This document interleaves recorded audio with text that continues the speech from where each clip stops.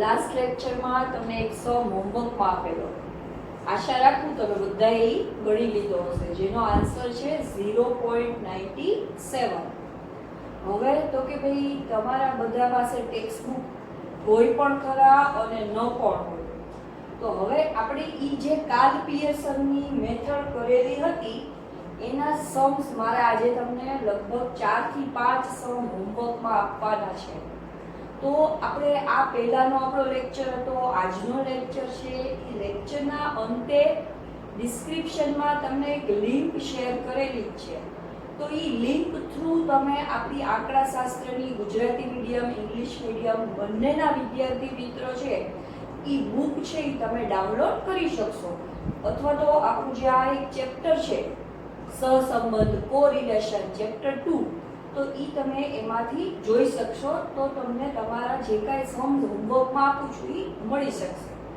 તો આપણે જે ફર્સ્ટ મેથડ લીધી એ જ મેથડના એક્સરસાઇઝ 2.2 ના બીજો, ત્રીજો, ચોથો, પાંચમો, છઠ્ઠો અને આઠમો, સેકન્ડ, થર્ડ, 4, 5, 6, 8 એક્સરસાઇઝ 2.2 પાર્ટ 1 ના તમારે હોમવર્કમાં કરવાના છે, કે જેના આન્સર હું તમને આના પછીના લેક્ચરમાં જણાવીશ. અથવા તો તમે લોકો ટેક્સ્ટ બુક જો તમારી પાસે હશે તો એમાં જોઈ શકશો. આ બધા જ સમ તમે લોકો આપણી જે ફર્સ્ટ મેથડ આપણે કહી આના પહેલાના લેક્ચરમાં કાર્લ પિયર્સનની XY વાળી જે મેથડ છે એનાથી જ કરી શકશો અને એનાથી તમે ઇઝીલી તેનો આન્સર પણ મળી જશે. હવે તો કે ભાઈ તમે ટેક્સ્ટ બુક જોવો તો એમાં કાંઈ ઉપર ખાલી તમને એમ જ લખેલું હશે કે સહસંબંધાંક શોધો. હર વખતે એવું લખેલું ન હોય, આંકડાશાસ્ત્રીના નામ ન આપેલા હોય કે ભાઈ કાર્લ પિયર્સનનો સહસંબંધાંક શોધો. પણ આપણે સમજી જવાનું હોય કે ભાઈ આ સમ આપણે એ જ મેથડથી કરવાનો છે. તો હવે આજે આપણે જે સેકન્ડ મેથડ લઈએ છીએ એ મેથડ તો કાર્લ પિયર્સનની જ છે, પણ તો કે ભાઈ હવે આપણી પાસે જે કોલમ આવે છે, બે ચલ હોય છે x અને y. તો હવે x અને y માં જો બહુ મોટા ડિજિટ આવે તો હવે તમને ખ્યાલ છે, તમે જો સમ ગણ્યો, તમે જોયો, મેં બે સમ કરેલા હતા કે ભાઈ આપણે xy કરીએ છીએ x² y². તો મલ્ટીપ્લિકેશનમાં જો બહુ મોટા ડિજિટ હોય તો એમાં પ્રોબ્લેમ રહે. પ્લસ આપણે એનો સ્ક્વેર પણ કરવાનો કે જે એનાથી પણ વધારે મોટા ડિજિટ આવે તો કેલ્ક્યુલેશનમાં બહુ પ્રોબ્લેમ થાય. તો એના માટેની શું છે આપણી પાસે, તો કે ભાઈ શોર્ટકટ મેથડ આપણે એને કહીએ, ટૂંકી રીત છે કે જે તમે લોકો 10th માં અને એમાં આપણે 11th માં પણ કરતા હતા, મધ્યકમાં અને એમાં ભણી ગયા છો. તો એમાં થોડા ઘણા ચેન્જીસ સાથે આપણે હવે આ નવી રીત છે એનો ઉપયોગ કરીએ. હવે જો આપણી પાસે તો કે ભાઈ ક્વેશ્ચન છે x અને y. x માં તમે જુઓ ડિજિટ થોડા મોટા છે, 200, 500, 400, 700, 600 અને 300. y માં સ્વાભાવિક છે કે નાના ડિજિટ છે, પણ પછી આપણે ચેન્જીસ કરતા હોઈએ ત્યારે આપણે બેયમાં કરી લેવાનો ચેન્જીસ. હવે આ આટલા મોટા ડિજિટ છે તો આનો આપણે સ્ક્વેર કરીએ તો એ ખૂબ મોટા ફિગર આવે કે જેનાથી પછી આપણને દાખલો ગણવામાં મુશ્કેલી ઊભી થાય. તો એટલા માટે થઈને આપણે એક આ શોર્ટકટ મેથડનો યુઝ કરશું. હવે બીજી એક ખાસ વસ્તુ કે આપણે જે કેલ્ક્યુલેશન કરીએ છીએ સહસંબંધાંક, તો સહસંબંધાંકની કિંમત કેવી છે, ઉગમ બિંદુ અને સ્કેલ પરિવર્તન એટલે કે માપ પરિવર્તન. ઉગમ બિંદુ એટલે કે ઉમેરવું કે બાદ કરવું, પ્લસ અથવા માઇનસ. સ્કેલ પરિવર્તન, માપ પરિવર્તન જે આપણે કહીએ એનો મતલબ શું છે, ગુણાકાર અથવા તો ભાગાકાર. તો આપણી જે આ સહસંબંધાંકની કિંમત છે એ આ ચારે ચાર ફેરફારથી કેવી છે, સ્વતંત્ર છે. એટલે આપણને કોઈ પણ બે ચલ આપેલા હોય તો એમાં તમે ગમે તેટલી કિંમત એક સરખા રીતે ઉમેરો, બાદ કરો, ગુણાકાર કરો કે ભાગાકાર કરો, સહસંબંધાંકની કિંમતમાં કોઈ જ ફેરફાર થતો નથી. એટલે આ જ નિયમથી આપણે આગળ વધશું કે ભાઈ આપણી પાસે જો બહુ મોટા ડિજિટ હોય તો આપણે એને શું કરવાનું, ભાગાકાર કરી અને રકમને નાની બનાવી દેશું. અથવા તો પોઈન્ટ વાળી રકમ હોય તો એને તો કે ભાઈ ગુણાકાર કરીને ઈ રકમ આપણે કેવી બનાવી દેવાની છે, પોઈન્ટ કાઢી નાખવાના છે. અપૂર્ણાંકમાંથી આપણે એને પૂર્ણાંક સંખ્યા બનાવી દેશું કે જેનાથી આપણને દાખલો ગણવામાં શું રહેશે, ખૂબ સરળતા રહેશે. તો હવે આજે આપણે જોઈએ કે જો આપણી પાસે જે x ના ડિજિટ છે ઈ બધામાં પાછળ શું છે, તો કે ભાઈ જે બે 0 આવે છે એ આપણે કોમનમાં લઈ શકીએ.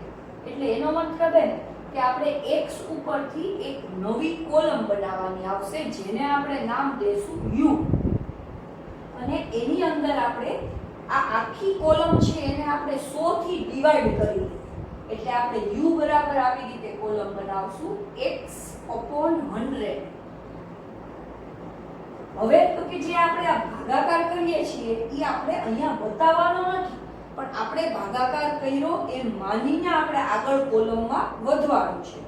હવે જો આપણે આ x ની આખી કોલમ છે એને 100 થી ડિવાઈડ કરીએ એટલે પાછળના બધાના બબ્બે 0 છે એ કેન્સલ થઈ જશે. તો આ આપણી રકમ કેવી બની જશે, ખૂબ નાની. કે ભાઈ હવે આપણી પાસે કેટલા ડિજિટ રહ્યા, તો કે ભાઈ 2 5 4 7 6 અને 3. શું કામ એવી રીતે રહ્યું, કેમ કે આપણે x ડિવાઈડ કેટલા કરી નાખ્યા છે 100, એટલે આ બધાયના બે 0 છે એ શું વયા ગયા, કોમનમાં વયા ગયા. હવે જ્યારે આપણને ફેરફાર કરવો જ છે તો આપણે રકમને સાવ નાની બનાવી શકીએ.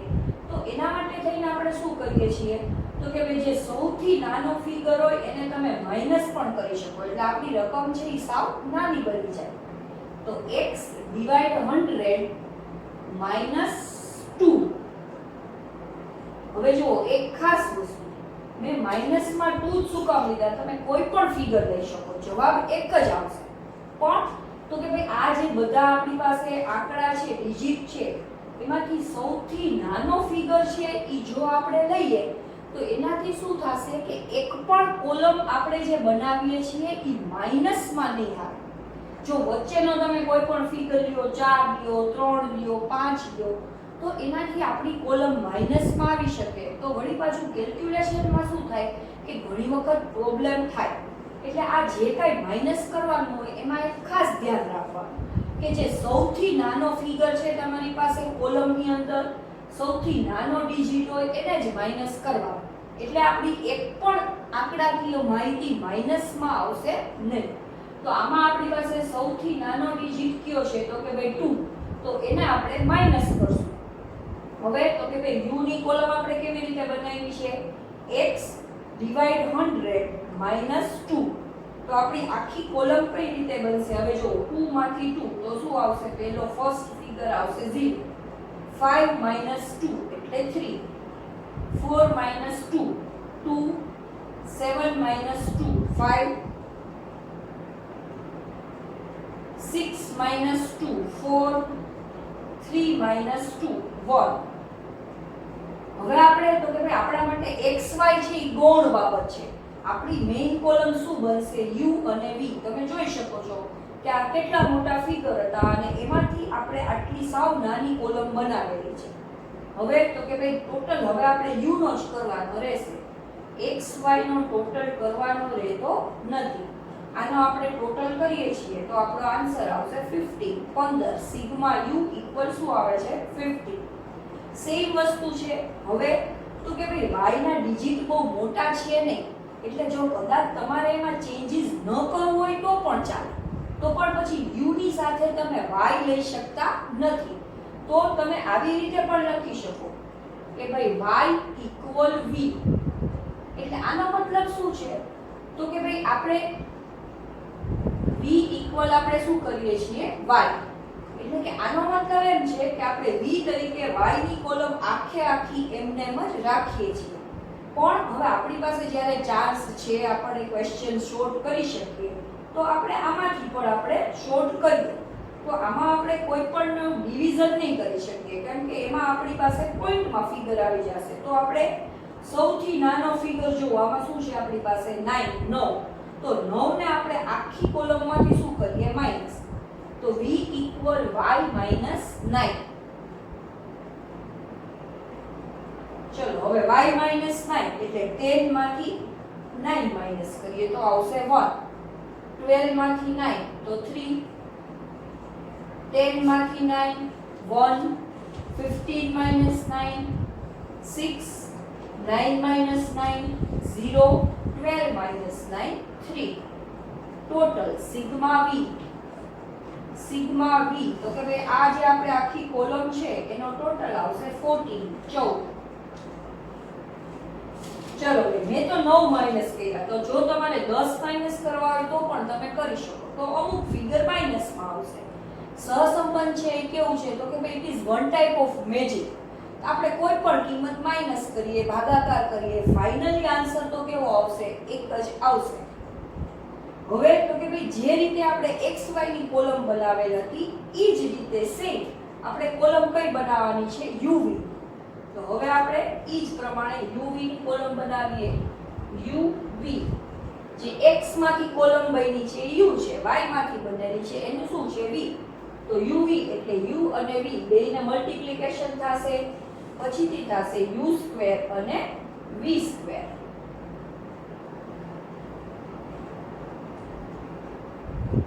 ચલો ભાઈ uv એટલે u અને v બંનેની કોલમનો આપણે ગુણાકાર કરશું. 0 into 1 તો 0, 3 into 3 9, 2 into 1 2, 5 into 6 30, 4 into 0 0, 3 into 1 3.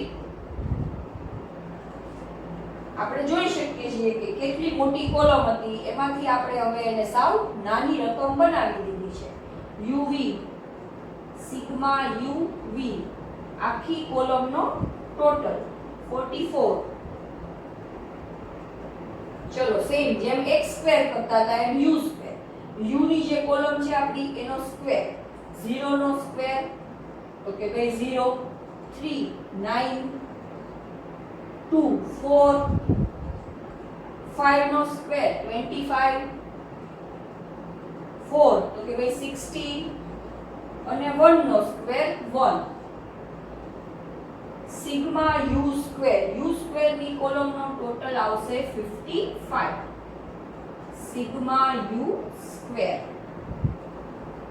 Same એ જ રીતે આપણે v² ની કોલમ બનાવી લઈએ. v આપણી પાસે છે એનો સ્ક્વેર તો કે ભાઈ 1 નો સ્ક્વેર 1, 3 નો સ્ક્વેર 9, 1 માં 1, 6 માં 36, 0 માં 0, 3 નો સ્ક્વેર 9. ચાલો હવે આપણી કોલમનું કામકાજ પૂરું થયું. હવે v² સિગ્મા v² ની કોલમનો ટોટલ આવે છે 56. તમે જોઈ શકો છો જેમ આપણે xy ની કોલમ બનાવી હતી એ જ રીતે ચેન્જીસ કરી, રકમ નાની કરીને આપણે કોલમ કઈ બનાવેલી છે? uv u² અને v². હવે આ જે કઈ આપણે કોલમ બનાવેલ છે એને આપણે શું કરશું તો કે ભાઈ આપણી ફોર્મ્યુલામાં આપણે મૂકી દઈએ. હવે ફોર્મ્યુલામાં મૂકવા માટે તો કે ભાઈ મારી પાસે અહીંયા એટલી બધી જગ્યા નથી, તો હું આ ક્વેશ્ચનની જે કોલમ છે કે જે તમે ક્વેશ્ચન લખી લીધો હશે તો એ ક્વેશ્ચનની કોલમ રબ કરી અને ત્યાંથી આપણે આપણી ફોર્મ્યુલા મૂકી અને સ્ટાર્ટ કરીએ. હવે જો તમને એમ ન થાય કે આમાં તો હજી તો સ્ટાર્ટિંગ છે, ત્યાં કેટલી બધી ફોર્મ્યુલા આવવા પડી. ફોર્મ્યુલા કાંઈ નવી નથી. આપણે જ્યાં xy મૂકતા હતા ત્યાં આપણે શું મૂકવાનું છે? u. બાકી આપણો જે કાંઈ ક્વેશ્ચન છે એ તો ઈ જ રહેશે. હવે જો આપણે તો કે ભાઈ ફોર્મ્યુલા લખીએ. r equal n sigma uv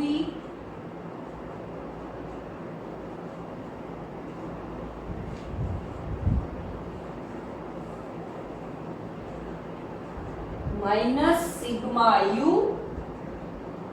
sigma v. જે આપણે આની પહેલાની ફોર્મ્યુલા હતી કાર્લ પિયર્સનની સેમ ઈ જ છે, પણ જ્યાં x છે ત્યાં u લખવાનું છે, y છે ત્યાં તમારે v લખવાનું છે. n sigma uv minus sigma u sigma v upon n sigma u square minus sigma u નો square root n sigma v square minus sigma v square root. ચલો હવે આપણે તો કે જે ફોર્મ્યુલા હતી આ પહેલા ઈ જ રીતે આપણે ફોર્મ્યુલા લખી લીધી છે. જ્યાં x y હતા ત્યાં આપણે શું લખ્યા છે? uv લખેલા છે. હવે આ જે ફોર્મ્યુલા લખેલી છે એમાં આપણે જે કાંઈ આ કોલમ બનાવેલી છે એ ફિગર એક એક લખતા જઈએ. n એટલે તો કે ભાઈ આપણી પાસે જે વેરીએબલ્સ છે એના નંબર ઓફ વેરીએબલ્સ કેટલા છે આપણી પાસે વેરીએબલ્સ ચલ તો કે ભાઈ 6. તો n ઇક્વલ આપણે લેશું 6. 6 into sigma uv 44 minus sigma u 15 into sigma v 14 upon n again repeat 6 sigma u square 55 6 into 55 minus sigma u એટલે કે 50 15 નો સ્ક્વેર આપણે સેકન્ડ સ્ટેપમાં બતાવશું. n sigma v square n 6 sigma v square 56 6 into 56 minus sigma v 14 એનો square આપણે second સ્ટેપમાં કરીએ. ચલો ભાઈ આપણી પાસે જે ફોર્મ્યુલા છે એમાં આપણે બધી જ કિંમત મૂકી દીધી છે. હવેનું કામ છે કેલ્ક્યુલેશન કે જે આપણે કેલ્સીથી શાંતિથી વ્યવસ્થિત કરવાનું છે. 44 into 6 મલ્ટીપ્લાય કરશું એટલે આવશે 264 માઈનસ 15 into 14 15 ગુણ્યા 14 કરશું એટલે આવશે 210 210 ડિવાઇડ 55 into 6 એટલે આવશે 330 330 માઈનસ 15 નો સ્ક્વેર 225 રૂટમાં આખું સ્ટેપ 6 into 56 એટલે આવશે 336 minus 14 નો સ્ક્વેર 196 અગેન આખું સ્ટેપ રૂટમાં બહુ ઈઝી કેલ્ક્યુલેશન છે. હવે તમે જે કરેલું હતું ઈ જ રીતે 264 minus 210 54 divide 330 minus 225 એટલે 105 રૂટમાં 336 minus 196 એટલે 140 140 રૂટમાં આ બંનેનું મલ્ટીપ્લાય કરી નાખીએ 105 into 140. મેં તમને આ પહેલા પણ કીધેલું કે તમે આ બંનેનું અલગ અલગ રૂટ કરી અને પછી મલ્ટીપ્લિકેશન કરશો તો પણ ચાલશે. 105 into 140 14,700 બેયનું આપણે મલ્ટીપ્લાય કરીએ ત્યારે અને પછીથી એનું રૂટ કરી દેવાનું છે. 54 ડિવાઇડ 121.24 એટલે r કોરિલેશનનો આપણો ફાઇનલ આન્સર આવે છે 0.45 કે જે આપણે xy માં કરેલું હતું સેમ કેલ્ક્યુલેશન શેમાં કર્યું છે uv માં. પણ આપણી પાસે જે મોટા ડિજિટ હતા એને નાના બનાવવા માટેની આ આપણી શોર્ટકટ મેથડ છે uv. હવે ઇન કેસ કોઈને પણ એમ થાય કે ભાઈ મારે કાંઈ એવી અલગ અલગ ફોર્મ્યુલા બહુ યાદ રાખવી નથી તો તમે લોકો આ જ સમ છે એ આપણી જે ફર્સ્ટ ફોર્મ્યુલા હતી xy એનાથી પણ કરી શકો છો. ડિજિટ મોટા આવે તો એમાં તમારી પાસે કેલ્ક્યુલેટર છે એટલે કોઈ પ્રોબ્લેમ નથી. પણ આ તો આ મેથડથી કરો તો થોડીક સ્પીડ આવશે અને આખું પેપર છે એ આપણું વ્યવસ્થિત રીતે પૂરું થશે. બાકી એક્ઝામમાં આપણને કોઈ એવું સ્પેસિફાઈ કરતું નથી કે તમે શોર્ટકટ મેથડથી ગણો કે ફર્સ્ટ મેથડથી ગણો. કોઈ પણ મેથડથી ગણો આન્સર આપણો કેવો આવશે? એક જ આવશે. તો હવે તો કે ભાઈ આ તમે વ્યવસ્થિત ક્વેશ્ચન આપણો જે આપણે ગણ્યો દાખલો એ સમજી ગયા હશો. xy ઉપરથી uv ની મેથડ કઈ પણ સમજી ગયા હશો. તો હવે આ જ સમ છે ઈ આના જેવો જ આપણે એક બીજો સમ લઈએ કે જે થોડો પોઈન્ટ વાળો છે. તો એ પોઈન્ટ વાળો સમ આવે તો પણ તમે એમાં uv માં કેવી રીતે ચેન્જીસ કરી શકો એ હું તમને મેથડ બતાવી દઉં. હવે જુઓ પોઈન્ટ વાળો સમ હશે તો હું શું કરીશ, તમને ખાલી કોલમ બનાવતા શીખવાડું છું, કેમ કે થોડા ઘણા જે કઈ ચેન્જીસ આવશે એ કોલમમાં જ આવશે. બાકી તો કે જે ફાઇનલ દાખલાનું કેલ્ક્યુલેશન છે એ તો આ બધું તમે જેમ કરેલું છે એ જ રીતે તમારે કરવાનું છે. તો મારું કામ તમને ખાલી કોલમમાં ચેન્જીસ કરતા શીખડાવી દઉં, પછીથી સમ છે એ તમારે જાતે પૂરો કરવાનો છે. આજે તમારી પાસે હોમવર્ક વધારે છે, જે 5 સમ મેં કીધા ઈ કોઈ પાસે ટેક્સ્ટ બુક હોય તો એક બીજી ફ્રેન્ડ હોય, છોકરીઓ તમે બોયઝ એકબીજાને બુક છે એના તમે ક્વેશ્ચન છે એ શેર કરી શકો છો, અથવા તો મેં તમને જે લિંક આપી એ લિંકમાંથી પણ તમે ક્વેશ્ચન જોઈ શકશો અને તમારી જાતે હોમવર્ક કરી શકશો. હવે આપણે જે સેકન્ડ સમ લઈએ છીએ એની અંદર આપણે તો કે ભાઈ પોઈન્ટ વાળો ક્વેશ્ચન છે આપણી પાસે, તો એમાં આપણે શું ચેન્જીસ કરશું એ આપણે જોઈ લઈએ. પોઈન્ટ વાળો ક્વેશ્ચન છે તો એમાં તમારે પોઈન્ટને કાઢી નાખવાના છે, કેમ કે જો પોઈન્ટ રહેશે તો દાખલાનું કેલ્ક્યુલેશન છે એ ખૂબ જ અઘરું થઈ જશે. હવે આપણને જ્યારે સગવડતા મળેલી હોય તો આપણે શું કામ એવું અઘરું કેલ્ક્યુલેશન કરવું જ જોઈએ, તો એટલા માટે થઈને આપણે એમાં ચેન્જીસ કરી નાખીએ છીએ કે પોઈન્ટ વાળી રકમ છે એને આપણે સાવ નાની બનાવી દઈશું. ચાલો આપણી પાસે પોઈન્ટ વાળી રકમ છે, x માં છે આપણને કીધેલું છે કે ભાઈ ખાતરનો વપરાશ, ગમે તે ચલનું નામ એ લોકો ગમે તે આપે ક્વેશ્ચનમાં, આપણે પહેલી કોલમ હશે તો એને શું કહેશું x, અને સામે છે મકાઈનું ઉત્પાદન તો એને કહેશું y. ચલો હવે x માં છે 1.5, 2.1, 0.9, 1.8, 1.1, 1.2. y નો ક્વેશ્ચન છે એ નોર્મલ ફિગર છે, 60, 95, 50, 75,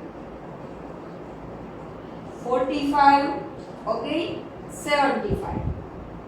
ચાલો આપણે xy ની સાથે અત્યારે કોઈ જ મતલબ નથી, એનો કોઈ જ ટોટલ કે એવું કંઈ કરવાનું નથી.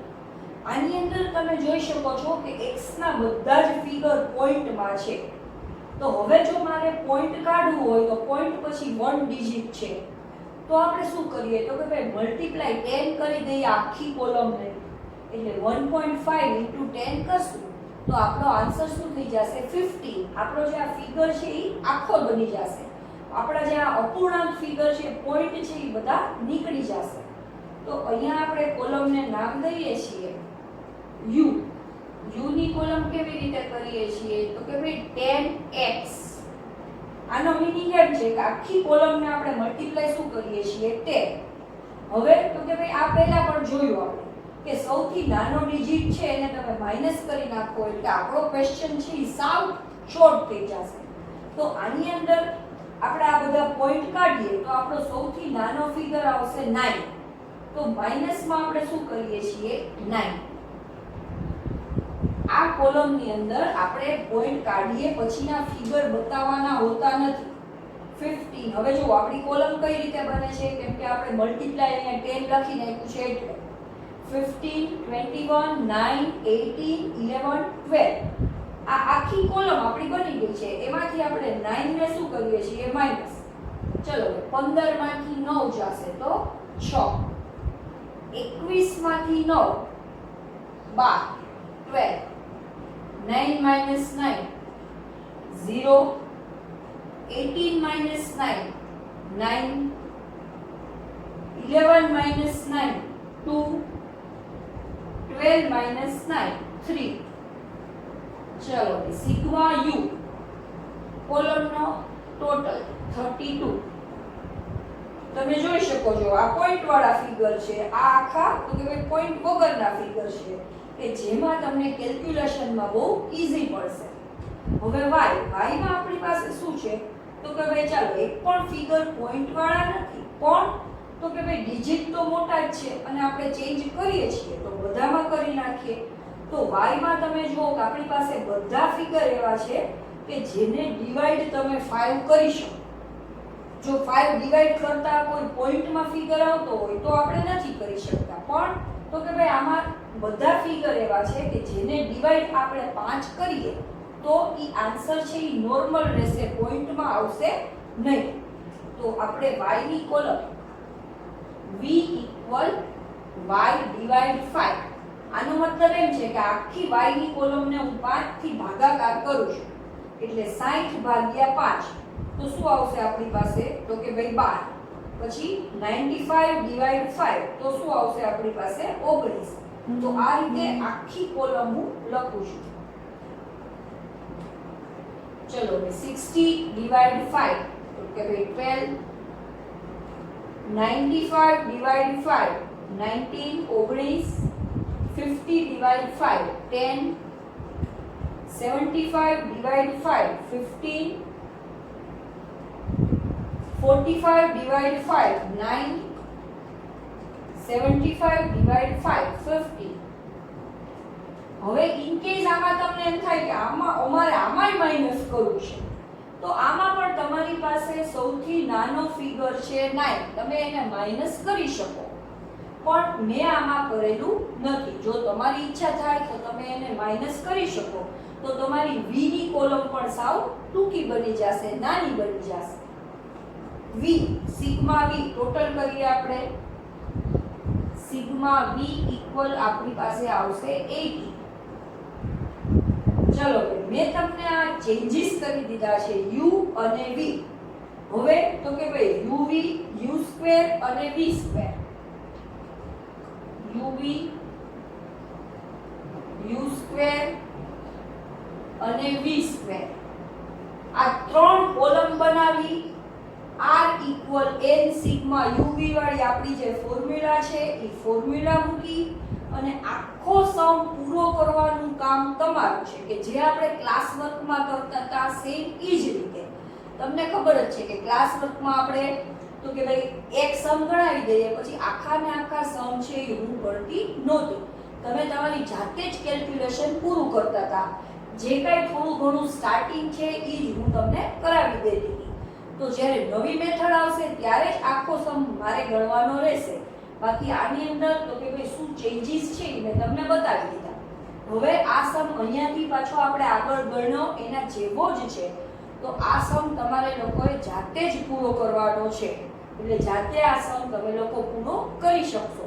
અને તો કે ભાઈ બધા જે કાંઈ તમને સમ ગણવા આપેલા છે એ બધાના પાછા કાલે આન્સર તમને નેક્સ્ટ લેક્ચરમાં કહીશ, એટલે જેથી કરીને તમને ખબર પડે કે ભાઈ તમે જે ગણ્યું છે એ સાચું છે કે નહીં.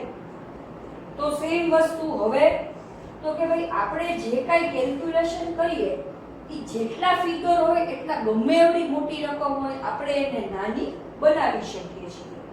તો તમે જોઈ શકો છો કે આપણી uv ની મેથડ છે એ વન ટાઈપ ઓફ મેજિક છે કે આપણી પાસે ગમે તેટલા, હજી નેક્સ્ટ લેક્ચરમાં હું તમને આનાથી પણ વધારે મોટા ફિગર હોય કે ભાઈ પાછળ 32,000 30,000 50,000, તો ગમે તેટલા મોટા ફિગર હોય એમાં આપણે ચેન્જીસ કરી રકમને શોર્ટ કરી અને આપણો દાખલો છે ઈઝીલી પૂરો કરી શકીએ છીએ. તો આજે તમારી પાસે બહુ બધું હોમવર્ક થઈ ગયું છે, એટલે હવે આપણે નેક્સ્ટ રીત અત્યારે લેતા નથી. નેક્સ્ટ લેક્ચરમાં આપણે આના પછીની જે નવી મેથડ છે એ કરીશું. Good bye.